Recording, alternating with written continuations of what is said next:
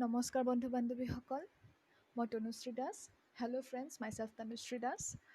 আৰু আহ, মই আজি মোৰ প্ৰথমটি ভিডিঅ'ত কোৱাৰ দৰেই আপোনালোকৰ ওচৰলৈ আহিছোঁ মনৰ কথা ইউটিউব চেনেলটিত।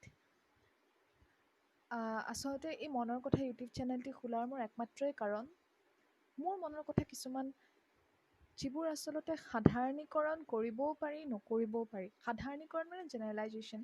হয়তো মই ভাবোঁ মোৰ দৰে বহুত তেনেকুৱা ধৰণৰ ছোৱালী ল'ৰা আছে যে মনৰ কথা কিছুমান পাতিবলৈ মন যায় মানুহৰ আগত বা সমাজৰ আগত। কিছুমান সামাজিক এনেকুৱা নৰ্মছ, এনেকুৱা নীতি নিয়ম আছে যিবিলাকক আমি প্ৰত্যাহ্বান জনাব বিচাৰোঁ আৰু যাৰ বাবে আমি হতাশাত ভুগোঁ।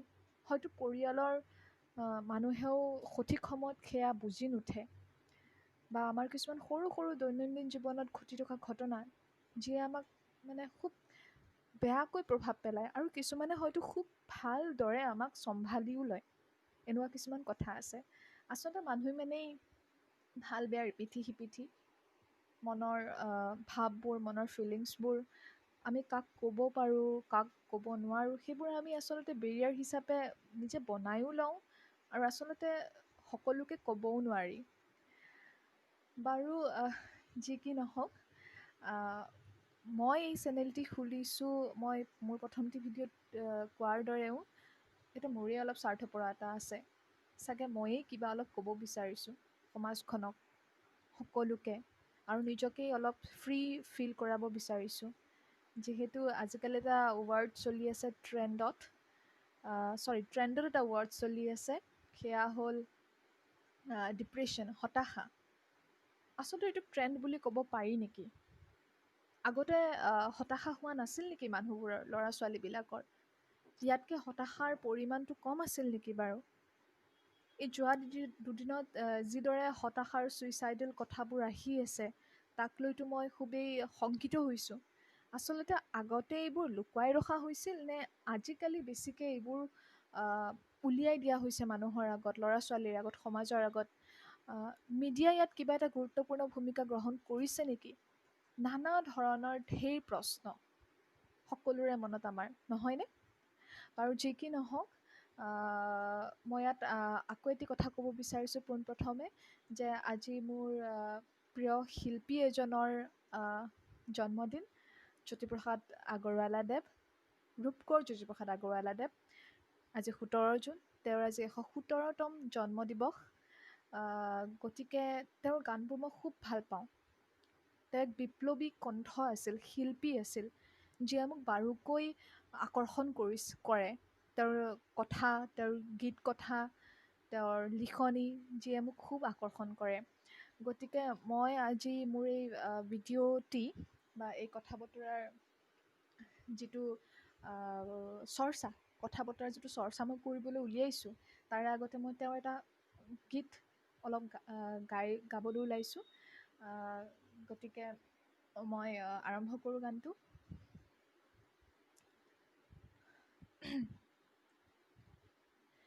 ৰূপ কোঁৱৰৰ চুমা পৰশতে, লাজু কি কুৰি মৰহি যায়।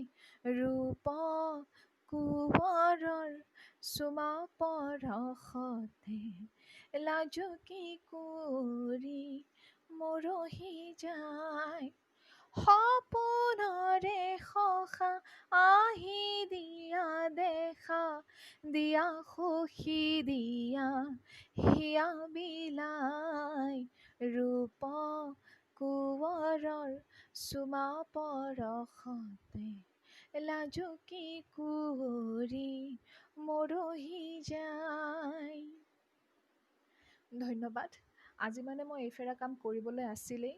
মোৰ খুব প্ৰিয় গান জ্যোতিপ্ৰসাদ আগৰৱালাদেৱৰ এটি, আৰু মোৰ শ্ৰদ্ধাঞ্জলি তেওঁৰ প্ৰতি এই গানটোৰ দ্বাৰাই। জ্যোতিপ্ৰসাদ আগৰৱালাদেৱ এক বিপ্লৱী কণ্ঠ আছিল, ফ্ৰীডম ফাইটাৰ আছিল, শ্বহীদ আছিল অসমত। তেওঁ সাংঘাতিক এক ৰেভলিউশ্যন আনিছিল। ৰেভলিউশ্যন মানে এক আন্দোলন কৰিছিল সাহিত্যৰ জগতত, লগতে বিষ্ণুপ্ৰসাদ ৰাভা। গতিকে তেওঁক আমি স্মৰণি নোৱাৰোঁ, স্মৰণ নকৰাকৈ নাথাকিব নোৱাৰোঁ আচলতে। বাৰু, এতিয়া মই মনৰ কথাৰ আচল লক্ষ্যটোলৈ আহোঁ।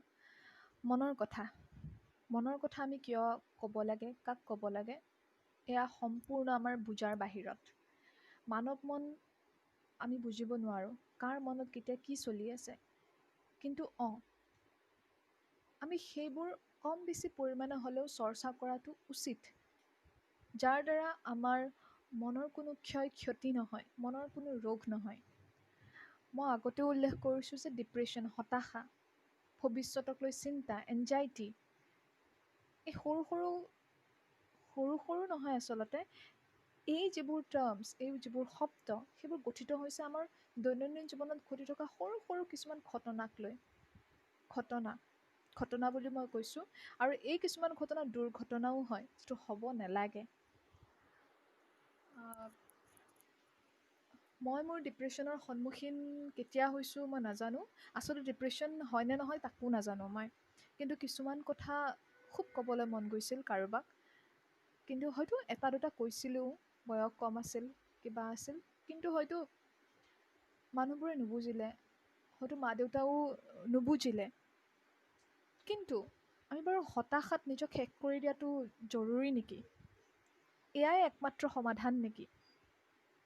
এইটো এটা চলিউশ্যন নেকি? কেতিয়াও হ'বই নোৱাৰে এইটো চলিউশ্যন। আচলতে যেতিয়া হতাশা মনত আহে, তেতিয়া মোৰ মতে, মোৰ অভিজ্ঞতাৰ মতে, মই ভাবোঁ যে আত্মবিশ্লেষণ, যিটো self discussion within your self, মানে যিটো ক'ব বিচাৰিছোঁ যে আত্মবিশ্লেষণ, নিজেই নিজক বিশ্লেষণ কৰা, নিজেই নিজৰ লগত কথা পতা, সেইটোৱে চবতকৈ জৰুৰী। খুব সাংঘাতিকভাৱে এইটো জৰুৰী। আমি যদি নিজেই নিজৰ লগত কথা পাতিব নোৱাৰোঁ, তেনেহ'লে আমি হতাশাৰ যিটো গাঁত, তাতে বেছি সোমাই গৈ থাকোঁ, যিটো হ'ব নালাগে। হতাশা বুলিলে কেনেকুৱা ধৰণৰ হতাশাৰ সন্মুখীন আপুনি হ'ব বিচাৰিছে? কেৰিয়াৰক লৈ, প্ৰেমজনিত কাৰণত,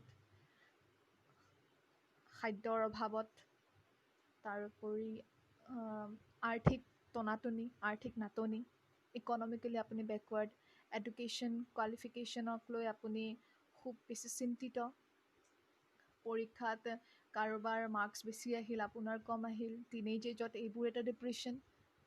এই যে এই ডিপ্ৰেশ্যনবোৰ পিছলৈ গৈ, মানে এই সৰু সৰু কিছুমান কথাবোৰ পিছলৈ গৈ যাতে এটা ডাঙৰ ডিপ্ৰেশ্যনৰ ডেফিনিশ্যন হৈ নাযায়, তাক লৈ আমি খুব বেছি অৱেৰ হৈ থকাটো খুব জৰুৰী।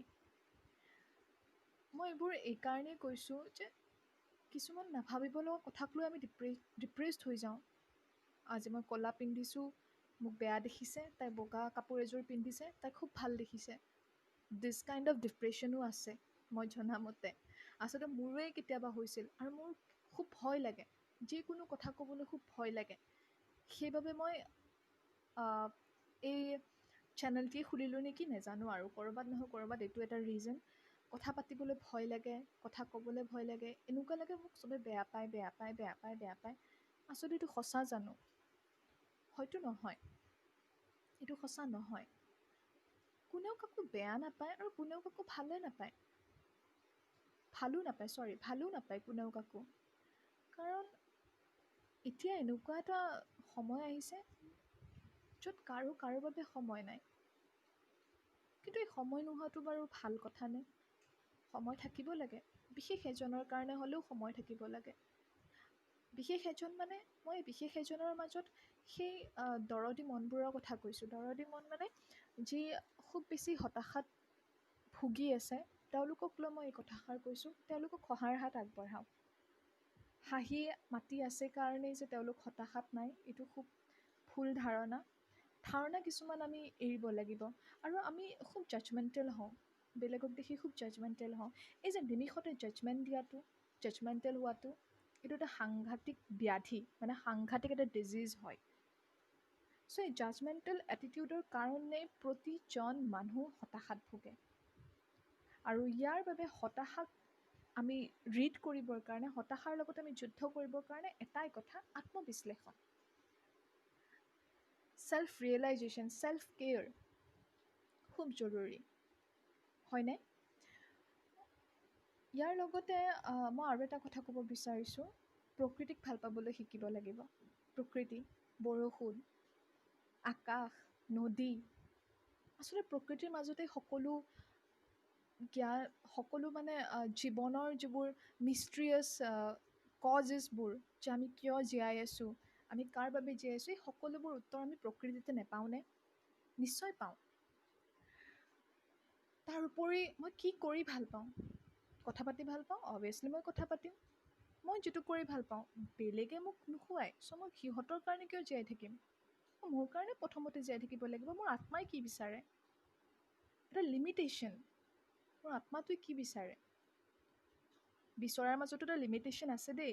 মোৰ আত্মাই এনিটাইম উধল মুধল কৰি থাকিব বিচাৰে, ঘূৰি ফুৰিব বিচাৰে, এইটো নহয়। তাতেও এটা লিমিটেশ্যন আছে। মোৰ তৃপ্তি কি? মই কি বিচাৰিছোঁ? মোৰ ৱৰ্থ কি? মোৰ অস্তিত্ব কি? অস্তিত্বক লৈ বাৰুকৈ এতিয়া খুব প্ৰশ্ন হয় আমাৰ দৰে বয়সৰ ছোৱালীবিলাকৰ মাজত। এতিয়াতো টিনেজবিলাকৰ মাজতো তেনেকুৱা এটা হৈছে, আইডেণ্টিটি ক্ৰাইচিছ। এতিয়া আইডেণ্টিটি ক্ৰাইচিছ বুলি ক'লে কি কৰিলে ভাল হ'ব, কি কৰিলে বেয়া হ'ব, এনেকুৱা ধৰণৰ বহুত ঘটনাৰ এতিয়া হৈ আছে। ফিউচাৰক লৈ খুব বেছি তেওঁলোক এনজিয়াছ, খুব বেছি কি বুলি কওঁ, ডাউটফুল তেওঁলোক। নিজেই নিজক নজনা হৈছে, নাজানো কিয় নিজেই নিজক নজনা হৈছে। আচলতে সময়ে সকলোৰে আচলতে কি কৰি আছে, পৰীক্ষা লৈ আছে। বাৰু যি কি নহওক, মই ইয়াত কি কৈ আছিলোঁ যে ছেল্ফ ৰিয়েলাইজেশ্যন ফাৰ্ষ্ট, হতাশাত, তাৰ উপৰি তাৰ লগতে নিজৰ লগত কথা পতা আৰু নিজে ভাল লগা কামবোৰ কৰা, প্ৰকৃতিৰ মাজত উলিয়াই যোৱা, আৰু অলপ সময়ৰ কাৰণে ৰৈ দিয়া। মোৰ ইয়াতে এটা খুব ধুনীয়া পয়েম মনত পৰিছে, পাব্লো নেৰুদাৰ কিপিং কুৱাইট। কাউণ্ট ইন 12, 12লৈকে তেওঁ গণিব দিছিল। 1ৰ পৰা 12লৈকে গণিব দিছিল আৰু মনে মনে থাকিব দিছিল। সকলো পাহৰি যাব দিছিল। চ' এই কিপিং কুৱাইট কবিতাটিয়ে আমাক খুব সহায় কৰে। মই নিজেই বুজি পাইছোঁ, নিজে অভিজ্ঞতা কৰিছোঁ।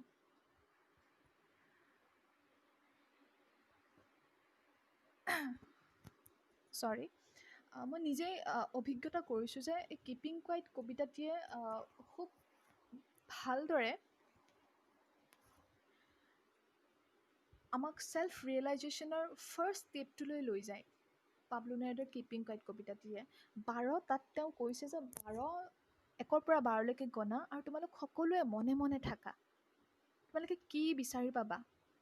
মনে মনে থকাচোন। যদি সাগৰত কোনোবা নাৱৰীয়াই বা কোনোবা মাছমৰীয়াই মাছ ধৰি আছে, তেওঁকো ৰৈ যাবলৈ দিছে। তুমি খোজকাঢ়ি আছা, ক'ৰবাত যাবা, তেতিয়া ৰৈ যোৱা। অলপ সময়ৰ কাৰণে নিজক বুজা, মোক কি লাগে, মই কি বিচাৰিছোঁ। বাৰু সেইখিনিও কৰিব নালাগে। একান্ত মনে শান্ত হৈ প্ৰকৃতিক